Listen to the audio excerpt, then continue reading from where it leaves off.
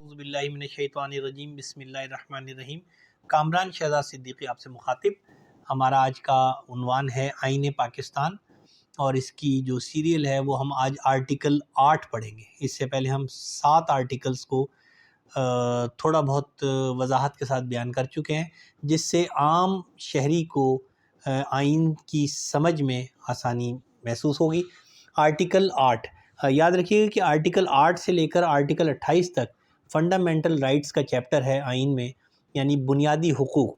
تو آرٹیکل 8 جو ہے وہ کہتا ہے کہ بنیادی حقوق کے منافی قوانین کالعدم ہوں گے۔ انسانی حقوق، انسان کے بنیادی حقوق کے خلاف اگر کوئی قوانین بنائے جاتے ہیں تو وہ قوانین وائڈ ہوں گے، کالعدم ہوں گے۔ کوئی قانون یا رسم و رواج جو قانون کا حکم رکھتا ہو، اس حد تک کالعدم ہوگا جس حد تک وہ اس باب میں عطا کردہ حقوق کا تفویض کردہ ہو۔ یعنی کہ معاشرے کا کوئی رسم و رواج جو کہ قانون کی حد تک رائج ہو معاشرے میں، اس کو آئین اور قانون اس حد تک صرف روکے گا یا اس کو ختم کرے گا جس سے معاشرے کے وہ رواج کو ختم نہ کیا جا سکے جو ہر ایک کو قابل قبول ہوتا ہے۔ نمبر 2 ہے اس کا کہ مملکت کوئی ایسا قانون وضع نہیں کرے گی جو عطا کردہ حقوق کو سلب کرے یا کم کر دے۔ یعنی اسٹیٹ نیور میک اے لا، ایسا کوئی قانون اسٹیٹ نہیں بنائے گی، حکومت ایسا کوئی قانون نہ بنائے گی نہ اس کو نافذ کرے گی جس سے بنیادی حقوق سلب کیے جائیں یا ان میں کمی ہو جائے۔ اب بنیادی حقوق بہت سارے ہیں، مثلا فرد کی سلامتی ہے، آزادی نقل و حرکت ہے، تحریر و تقریر کی آزادی ہے، ملازمت کی آزادی ہے، کاروبار کی آزادی ہے، شادی کرنے اور بچوں کی پیدائش کی آزادی ہے، ملک میں کسی بھی حصے پہ رہنے کے لیے آزادی ہے، اپنے اظہار خیال کو بیان کرنے کی آزادی۔ ایسے بہت سارے یہ جو ہیں یہ فنڈامنٹل رائٹس ہیں، یہ بنیادی حق ہے انسان کا۔ تو ریاست کوئی ایسا قانون نہیں بنائے گی آرٹیکل 8 یعنی آرٹیکل 8 سب سیکشن 2 کے تحت کہ جو ان آلریڈی الاؤڈ بنیادی حقوق کو ختم کر دے یا کم کر دے۔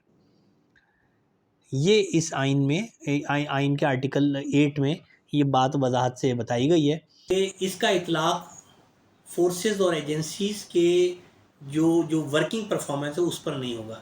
یعنی کہ پاکستان میں امن و امان قائم کرنے کے لیے جتنی بھی ادارے کام کر رہے ہیں، جیسے پولیس ہے، رینجرز ہے، ملیشیا ہے، فرنٹیئر کو پوسٹ ہے، فرنٹیئر کور ہے، آرمی ہے، ISI ہے،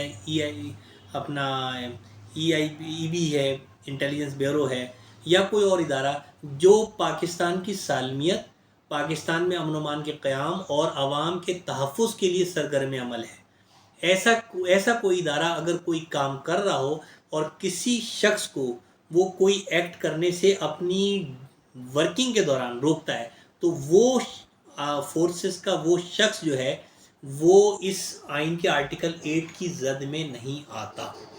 اگر یہ دیکھنا یہ ہوگا کہ اس کی یہ جو نیت ہے وہ کیا ہے۔ تو یعنی کہ کیونکہ بعض دفعہ ایسا ہوتا ہے کہ ہمارے ادارے جو ہیں وہ بلا وجہ کسی کو نقل و حرکت سے بھی روکتے ہیں، تو یہ غیر قانونی عمل ہوگا۔ مثلا ایک سیاسی جماعت پرامن جلوس لے کے جا رہی ہے کہیں احتجاج کرنے کے لیے، اور حکومت کے کہنے پر اس پر جناب علی واٹر شیلنگ کر دی گئی، یا دوسری شیلنگ، آنسو گیس کی شیلنگ کر دی، یا لاٹھی چارج۔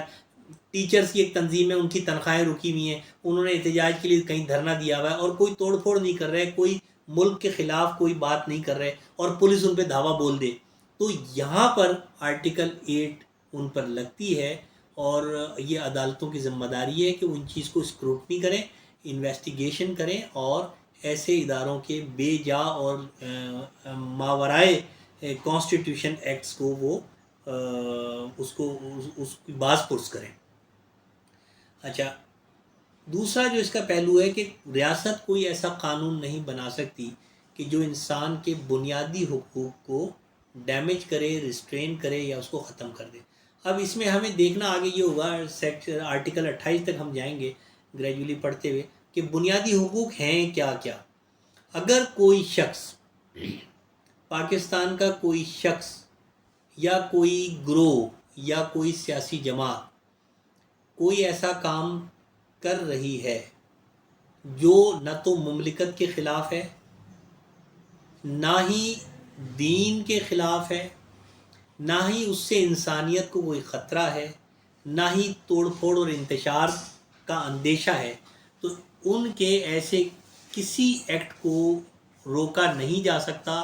اگر روکیں گے تو یہ آرٹیکل 8 سب سیکشن 2 میں فال کرے گا، اور اس سے ہوگا یہ کہ اس سے انتشار پھیلے گا اور بنیادی حقوق جو ہیں وہ اس پر قدغن آ جائے گی، اور عدالتیں ایسے میں ایکٹیو ہو جائیں گی اور وہ سو موٹو ایکشن بھی لے سکتی ہیں، جیسا کہ ہماری عدالتیں اکثر لیتی ہیں مختلف حکومت کے ایکٹس پر۔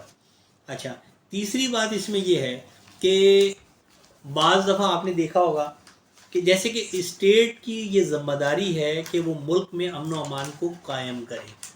اب امن و امان قائم کرنے کے لیے ہماری اسٹیٹ کیا کرتی ہے، حکومت کی مشینری کیا کرتی ہے، سہل راستہ تلاش کرتی، ایزی وے۔ ایزی وے کیا ہے؟ 9-10 محرم ہے، عید میلاد النبی ہے، الیکشنز کے دن ہے، ڈبل سواری پہ پابندی لگا دی۔ یہ ڈبل سواری پہ پابندی لگانا ایک اللیگل ایکٹ ہے، because as per the constitution the government is bound to provide safety to the citizen of the Pakistan۔ یہ کوئی طریقہ کار نہیں ہے کہ آپ ڈبل سواری پہ پابندی لگا دیں۔ کیوں کہ اگر کوئی کرائم کرنا ہوگا تو وہ کرائم پھر بھی ڈبل سواری پہ بھی ہو جاتا ہے، کرائم کار میں بھی ہو جاتا ہے، کرائم پیدل بھی ہو جاتا ہے۔ تو کرائم کو روکنے کا یہ کوئی طریقہ نہیں ہے کہ آپ کوئی ایسا کام کریں جس سے ملک کا ایک بڑا طبقہ مفلوج ہو جائے اور پریشانی کا شکار ہو جائے۔ پاکستان میں اس ٹائم ٹرانسپورٹیشن کا فقدان ہے، خصوصاً بڑے شہروں میں۔ کراچی میں تو بہت زیادہ فقدان ہے ٹرانسپورٹیشن کا۔ 3 کروڑ کی 3.5 کروڑ کی آبادی ہے، پبلک ٹرانسپورٹ ہے ہی نہیں، سوائے ابھی جو ایک یہ اپنا گرین لائن بس چلی ہے، وہ بھی ایک روٹ پر چلی ہے۔ کراچی بہت بڑا ایک جو ہے علاقہ ہے، ایریا ہے، 7 ضلع اس میں ایگزسٹ کر رہے ہیں، تقریباً 18-19 اس میں ٹاؤنز ایگزسٹ کر رہے ہیں۔ اتنے بڑے شہر کی اتنی بڑی آبادی کے لیے صرف ایک پبلک ٹرانسپورٹ جو ہے وہ ناکافی ہے، اور وہ بھی صرف سرجانی سے لے کر اور نمائش تک، جبکہ لانڈی سے اور پیپری سے بھی لوگ ٹاور آتے ہیں، بلدیہ ٹاؤن سے بھی اور موج گوٹ سے بھی لوگ ٹاور آتے ہیں، لوگ گلشن اقبال سے بھی ٹاور جاتے ہیں، لوگ ڈیفنس کلفٹن سے بھی ٹاور آتے ہیں۔ تو پورے کراچی سے لوگ جو ہے ایک دوسری جگہ پہ آتے ہیں۔ تو ایک بس سروس دینے کے بعد آپ کے پاس اس کے علاوہ نہ کوئی ٹرین سسٹم ہے، نہ کوئی اور سرکاری بسوں کا سسٹم ہے، ایون کراچی میں پرائیویٹ بس سروس بھی پراپر نہیں ہے۔ تو ایسی صورتحال میں لوگ اپنی کاروں میں یا بائک پر 2 لوگ سفر کرتے ہیں۔ تو ایزی وے گورنمنٹ یوز کرتی ہے کسی بھی اوکیجن پر، وہ اپنی جان چھڑانے کے لیے صرف کیا جی ہم نے جی ڈبل سواری میں 3 دن کے لیے پابندی لگا دی۔ تو یہ فنڈامنٹل رائٹس جو ہیں یہ متاثر ہوتے ہیں، اس سے آئین شکنی ہوتی ہے۔ لہٰذا ان چیزوں کا خیال کرنا چاہیے، گورنمنٹ کو بھی کوئی ایسا کام نہیں کرنا چاہیے جس سے لوگوں کے بنیادی حقوق جو ہے وہ ڈسٹرائے ہوں یا ڈسٹرب ہوں۔ اور عوام کو یہ بات سمجھ لینی چاہیے کہ آئین نے حکومت کو پابند کیا ہے کہ وہ کوئی ایسا کام نہیں کرے جس سے ان کے بنیادی حقوق ڈسٹرب ہوتے ہیں۔ آپ نے دیکھا ہوگا کہ میچ ہوتے ہیں تو اسٹیڈیم کے گرد و نواح کو بلاک کر دیا جاتا ہے۔ اب اس علاقے میں رہنے والے لوگ جس اذیت کا شکار ہوتے ہیں، یہ آئین شکنی ہے، یہ آئین کی آرٹیکل 8 کی خلاف ورزی ہے کہ آپ کسی کی جائز نقل و حرکت پر پابندی لگا رہے ہیں۔ یہ غلط طریقہ ہے۔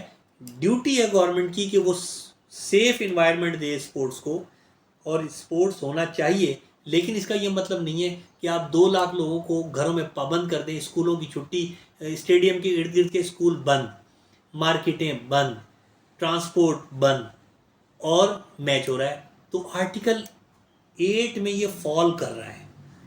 عوام کو یہ پتہ ہونا چاہیے ایسے کسی بھی گورنمنٹ کے ایکٹ پر عوام کو چاہیے کہ وہ کانسٹیٹیوشن پٹیشن میں عدالت عالیہ کا دروازہ کھٹکھٹائیں، کانسٹیٹیوشن پٹیشن میں آرٹیکل 199 کے تحت پٹیشن فائل کریں اور فنڈامنٹل رائٹس کو ڈسکس کریں، تو مجھے یقین ہے کہ عدالتیں ریلیف دیں گی، کیونکہ حکومت کی یہ ذمہ داری ہے کہ وہ سیف انوائرمنٹ دے اسپورٹس کو اور کلچر کو ڈیولپ کرنے کو۔ یہ کوئی طریقہ کار نہیں کہ آپ 2-2.5 لاکھ کی آبادی کو گھروں میں مقید کر دیں اور اپنا میچ کرائیں، یہ آرٹیکل 8 کے اندر فال کرتا ہے۔ اسی طرح ڈبل سواری پہ پابندی، اسی طریقے سے اور اوکیجنز پر کسی چیز کو سسپینڈ کر دینا، موبائل فون سروس کو جیم کر دینا، یہ بھی اگر دیکھا جائے بادیون نظر میں تو یہ بھی آرٹیکل 8 میں فال کرتا ہے۔ عوام کو زیادہ سے زیادہ اویئرنیس ہونی چاہیے ان چیزوں پر، عوام کو یہ سمجھنا چاہیے، اپنے آئین کو سمجھیں تاکہ اپنی حکومت سے بات کر سکیں۔ تو میرا یہ آرٹیکل آج کا جو لیکچر ہے وہ اسی بات پر ہے کہ عام آدمی کو آئین کی سمجھ بوجھ ہونی چاہیے تاکہ عوام کے کسی بھی بنیادی حق کو آسانی سے سلب کیا نہ جا سکے۔ مجھے امید ہے کہ آپ کو یہ ویڈیوز پسند بھی آئے گی، آپ اس کو شیئر کریں تاکہ ہر خاص و عام تک یہ انفارمیشن، یہ اویئرنیس، یہ آئین شناسی جو ہے وہ پہنچ سکے اور لوگ اپڈیٹ ہو سکیں۔ بہت شکریہ۔